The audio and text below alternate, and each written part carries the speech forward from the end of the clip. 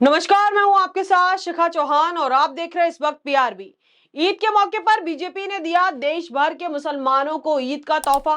BJP के हृदय परिवर्तन की पूरी कहानी, आखिर कैसे हुआ ये हृदय परिवर्तन।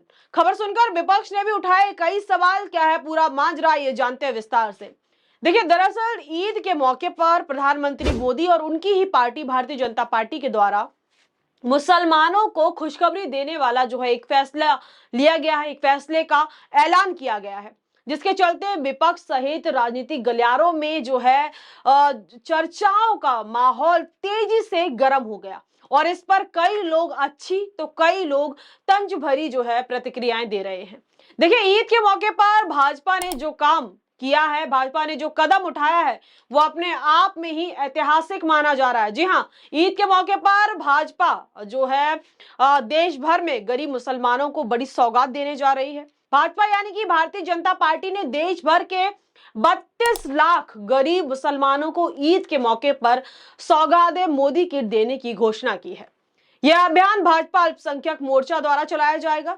मोर्चे के 32,000 कार्यकर्ता देश की 32,000 मस्जिदों के साथ मिलकर, या यूं कहिए कि जो 32,000 कार्यकर्ता हैं, ये 32,000 जो मस्जिदें हैं उनके साथ मिलकर, जो मस्जिदों में जो लोग हैं और ये कार्यकर्ता साथ मिलकर जितने भी जरूरतमंद मुस्लिम परिवार हैं, जरूरतमंदों तक, जितने भी जरूरतमंद मुस्लिम परिवार हैं उन तक ये किट पहुंचाने का काम किया जाएगा और मदद पहुंचाने का काम किया जाएगा। वहीं देखिए, इसके लिए हर मस्जिद से 100 लोगों को जो है मदद पहुंचाने का टारगेट रखा गया अभी तक। अब इस किट के अंदर आखिर क्या क्या चीजें रहने वाली है, एक बार वो भी सुनिए। देखिए, सौगात मोदी किट के अंदर गरीब मुसलमानों के लिए कपड़े और खाने पीने का सामान रहेगा। साथ ही साथ महिलाओं के लिए सूट, तो पुरुषों के लिए कुर्ता और पजामा रहेगा। दाल, चावल, सिवई, सरसों का तेल, चीनी, कपड़े, मेवा, खजूर सहित तमाम जो है और आइटम भी जो है इसमें शामिल होंगे। वहीं भाजपा अल्पसंख्यक मोर्चा के राष्ट्रीय अध्यक्ष जमाल सिद्दीकी ने कहा कि प्रधानमंत्री मोदी हर त्योहार को जश्न और हर किसी की खुशी में शामिल होते हैं। हम हर त्योहार को रंगों से भरपूर बनाना चाहते हैं। आज हम सौगात मोदी किट बांट रहे हैं क्योंकि यह रमजान का महीना है, सभी की आस्था का सम्मान किया जाना चाहिए। वहीं दूसरी ओर अचानक से ये परिवर्तन विपक्ष को जो है समझ नहीं आ रहा है। विपक्ष जो है इस परिवर्तन को हजम नहीं कर पा रहा है, जिसके चलते विपक्ष ने पार्टी पर कई सवाल उठाए और पार्टी से जो है कई सवाल पूछने का जो है काम किया है। अगर हम बात करें निर्दलीय सांसद की, तो निर्दलीय सांसद पप्पू यादव बोले कि यह राजनीति है या हृदय परिवर्तन। देखिए, सरकार का जो ये फैसला है, सरकार की तरफ से जो ये फैसला उठाया गया, इस पर पप्पू यादव पूछ रहे हैं कि ये सच में हृदय परिवर्तन है या ये किसी राजनीति के चलते जो है ये कदम उठाया गया। आगे कहते हैं, ये कैसा प्रेम है, ईश्वर उन्हें जो है सद्बुद्धि दे और वे संविधान को स्वीकार करें, उन्हें नफरत की राजनीति से दूर रहना चाहिए। तो वहीं अगर कांग्रेस सांसद की बात करें, तो कांग्रेस सांसद रंजीत रंजन का कहना है कि बिहार में चुनाव है, इसी साल जो है बिहार में चुनाव होने को हैं, वे सौगात किट नहीं दे रहे हैं बल्कि इसके जरिए वोट मांग रहे हैं। आगे कह रहे हैं कि अगर उन्हें बिहार में सौगात देने की इतनी ही इच्छा थी तो उन्हें बिहार में पलायन रोकना चाहिए था। पलायन रोकने के लिए जो है उन्हें नौकरियां देनी चाहिए थी। अब इस पूरे मामले में पूरा विपक्ष जो है सवाल खड़े कर रहा है, बड़े बड़े नेता जो है सामने आके अपनी प्रतिक्रिया दे रहे हैं, तो सपा कैसे पीछे हट सकती है। इसी पर अगर हम बात करें सपा की, तो सपा के प्रमुख अखिलेश यादव बोले कि सभी त्योहार को मनाए जाना चाहिए, चाहे वो किसी भी धर्म से हो। यह खुशी की बात है कि भारतीय जनता पार्टी यानी कि भाजपा बड़े पैमाने पर त्योहार मना रही है। भाजपा ऐसी पार्टी है जो एक एक वोट के लिए कुछ भी कर सकती है। देखिए, यहाँ पर अखिलेश यादव ने जो है देखिए उन्हें अखिलेश यादव ने जो है इस पर बधाई देते हुए तंज भी जो है एक सीधी तरीके से जो है तंज भी कस दिया है भारतीय जनता पार्टी पर। देखिए, कह रहे हैं कि भारतीय जनता पार्टी, भाजपा ऐसी पार्टी है जो एक एक वोट के लिए कुछ भी कर सकती है। यानी कि उनका कहना है कि ये जो भी फैसला लिया गया है सिर्फ वोट पाने का एक जो है तरीका है। बाकी अगर हम कांग्रेस की बात करें, तो कांग्रेस के सांसद इमरान मसूद ने कहा कि अगर प्रधानमंत्री मोदी के ये विचार हैं तो मैं उनका स्वागत करता हूं, लेकिन देश भर में करीब 25 करोड़ मुसलमान हैं और जिसमें से 95% मुसलमान गरीब हैं। पीएम को उनकी सुरक्षा सुनिश्चित करनी चाहिए। सबसे पहले मुसलमानों के लिए शिक्षा, रोजगार सुरक्षित करना चाहिए। और हद तो तब हो गई जब भाजपा के इस अचानक हुए हृदय परिवर्तन पर सांसद कीर्ति आजाद बोले कि क्या आपने कभी मगरमच्छ का चेहरा देखा है? ऐसा लगता है कि जानवर मुस्कुरा रहा हो, लेकिन जब आप उसके पास जाते हैं तो वह आपको पूरी तरीके से निगल जाता है या निगल जाएगा। यही स्थिति भाजपा के साथ भी है। दुनिया उनके कारनामों के बारे में जानती है, लेकिन उनके पास दिखाने के लिए कुछ भी नहीं है। यह आज का सबसे बड़ा मजाक है। तो वहीं दूसरी ओर इस पूरे पहलू को कहीं ना कहीं वक्फ बोर्ड के मामले से भी जोड़ा जा रहा है। जैसा कि आप सब जानते हैं, वक्फ बोर्ड का मुद्दा अभी हाल ही के दिनों में जो है तूल पकड़े हुए है। वक्फ बोर्ड का मुद्दा सियासी गलियारों में और सियासत की बात करें तो गरमाया हुआ है।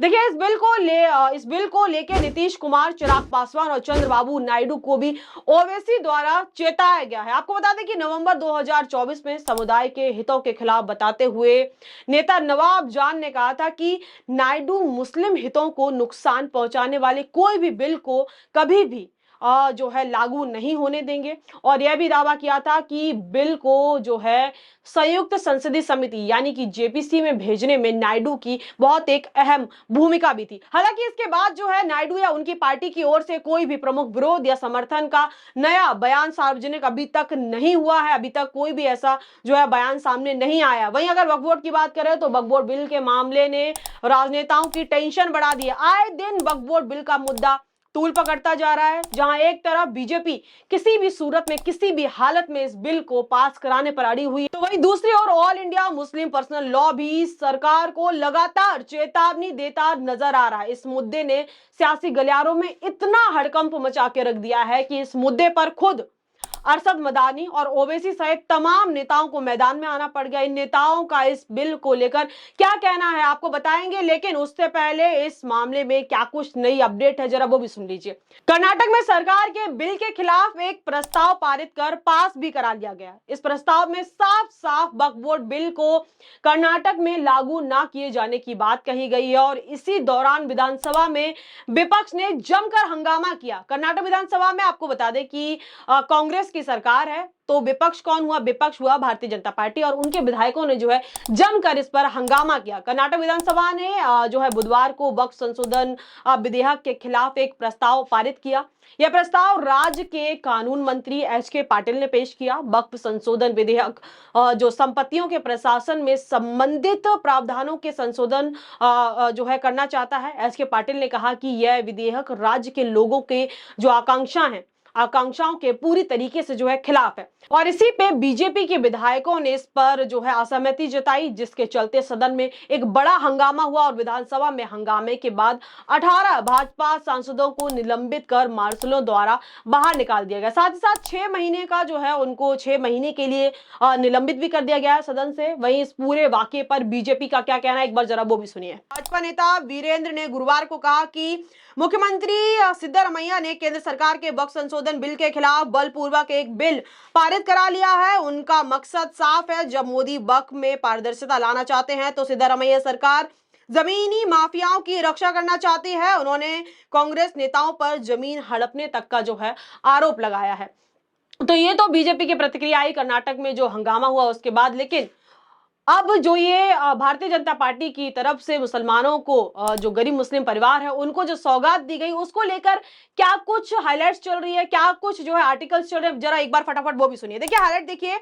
ईद पर बीजेपी देगी 32 लाख गरीब मुसलमानों को किट। दूसरा, सौगातें मोदी किट में क्या होगा जानिए, जो कि मैंने आपको बताया कि महिलाओं के लिए कपड़े होंगे, सूट होंगे और मेवा जैसी आदि जो कि जो है मैंने आपको अपनी खबर में बताया है। तीसरा देखिए, अभियान 25 मार्च 2025 से नई दिल्ली में शुरू होगा। अब इसी को लेकर देखिए इस पूरे मामले को जो ये भाजपा द्वारा जो एक नया फैसला लिया गया, इस पर इंडिया टीवी का आर्टिकल देखिए। ईद के मौके पर केंद्र सरकार ने मुसलमानों को खास तोहफा दिया है। दरअसल केंद्र की नरेंद्र मोदी सरकार द्वारा 32 लाख गरीब मुसलमानों को ईद के मौके पर सौगात मोदी दिया जाएगा, ताकि उन्हें ईद मनाने में किसी तरीके से कोई भी दिक्कत ना हो। इस मामले पर भाजपा नेता नीरज कुमार ने कहा, चंद दलालों, चंद ठेकेदारों के गिरफ्त में मुस्लिम समाज को मुस्लिम जो समाज है उनको भी जो है आप बाहर आ जाना चाहिए। भाजपा के 32,000 पदाधिकारी जो है 32,000 मस्जिदों से संपर्क करेंगे और 32 लाख गरीब मुसलमानों को सौगात मोदी देंगे। देखिए आगे भी आर्टिकल बहुत लंबा चौड़ा, जिसमें जो मैंने आपको अपनी खबर में बताया वही सब जो है आर्टिकल में मेंशन किया गया है। तो ये तो अब देखिए इस मुद्दे को लेकर हेडलाइन भी देखिए, भाजपा की ईद पर सौगात मोदी, 32 लाख मुसलमानों को स्पेशल किट बांटना शुरू, जिसमें कपड़े, खाने और जैसी तमाम चीजें होंगी। तो ये तो रहा इस खबर को लेकर हाइलाइट्स और देखिए जो आर्टिकल है।